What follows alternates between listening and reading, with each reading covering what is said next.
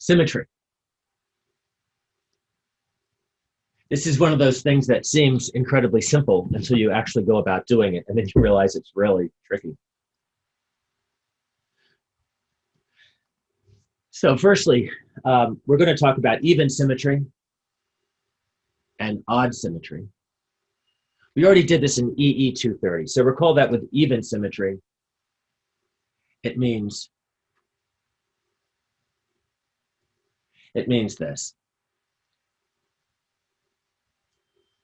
I think it's easiest just to give an example.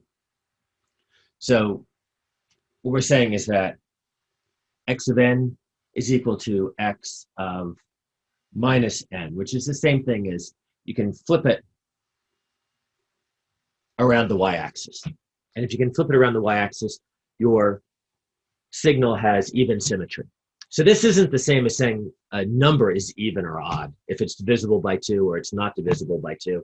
If you're really curious about that, a number is a zero-dimensional point, and this is a one-dimensional line, and so it's actually a higher dimensional generalization of that one-dimensional idea. But it's probably easiest just to think, no, this is completely different than if a single number is even or odd. Here it's if x of n is equal to x of minus n, or it's odd if, whoops, we keep the colors the same, or it's odd if x of n is equal to, here's our flip around the y, and then here's our flip around the x-axis. So flip around the y-axis and the x-axis. And there's no particular preference to the order. It's the same thing if you flip it around the x-axis first. Think about, I'm going to say it though, around the y. Flip around the y, and now it's going, when you flip it around the y, you can see it's going down here and up here, and then you flip it around the x, and now you restore your same signal. And what's interesting is that what we showed in EE431 is that any signal x of n is equal to its odd part plus its even part. You can divide any signal down into an odd part and an even part. So let me, with that reminder down, let me talk about 3 types of signals. We have ones that are real and infinite length. And those are the types we talked about in EE431.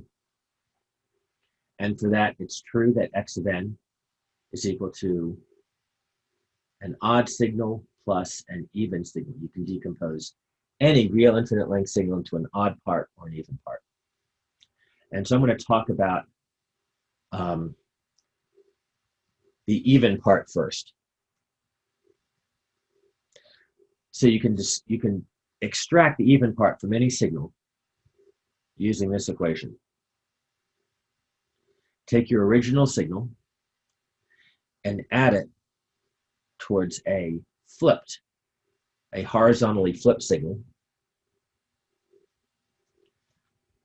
and then divide by 2 to take its average. And that's its even part. So just as an example, let's say you've got a signal,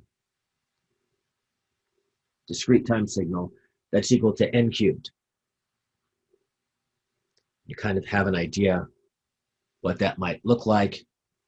Just in the scratchy area here, I'll show you what the continuous version would be. So you could discretize it by doing a stem plot like that. Whoops. You can see that it's entirely odd. So its even part should be 0. Let's calculate that quickly. The even part of that signal is equal to 1/2 times the original signal plus the original signal, where every time we see its variable, replace it by its negative variable.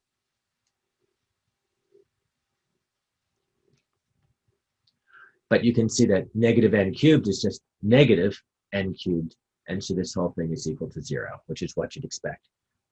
since this original signal is fully odd.